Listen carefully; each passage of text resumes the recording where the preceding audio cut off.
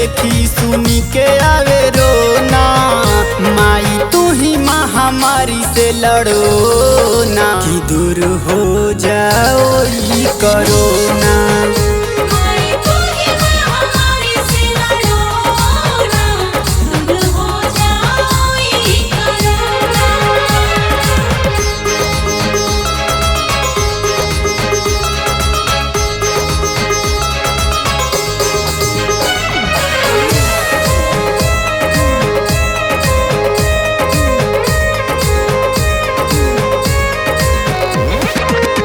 आदमी आदमी से दूरी कइले बाटे, कैसन कैसन मजबूरी कइले बाटे।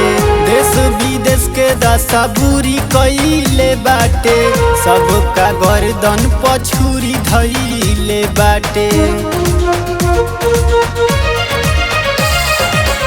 आदमी आदमी से दूरी कइले बाटे, कैसन कैसन मजबूरी कइले बाटे। देश विदेश के दशा बुरी कइले बाटे, सबका गर्दन पछुरी धइले बाटे।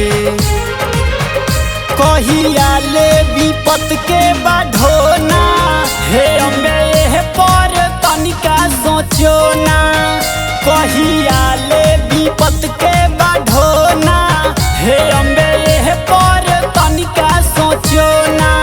हे अम्बे एह पर तनिका सोचो ना। हे माई तू ही महामारी से लड़ो ना, कि दूर हो जाओ ई कोरोना।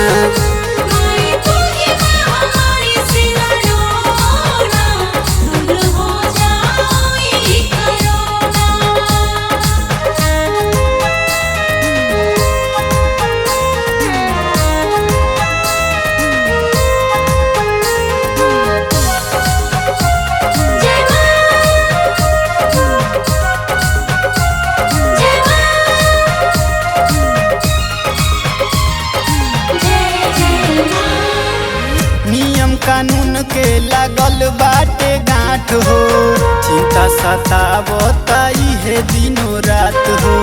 कृष्णा सरवन के कुछु ना बुझात हो, कैसे के होई माई तोहर पूजा पाठ हो। नियम कानून के लागल बाटे गांठ हो, चिंता सतावता इहे दिनों रात हो। कृष्णा सरवन के कुछु ना बुझात हो, कैसे के होई माई तोहर पूजा पाठ हो।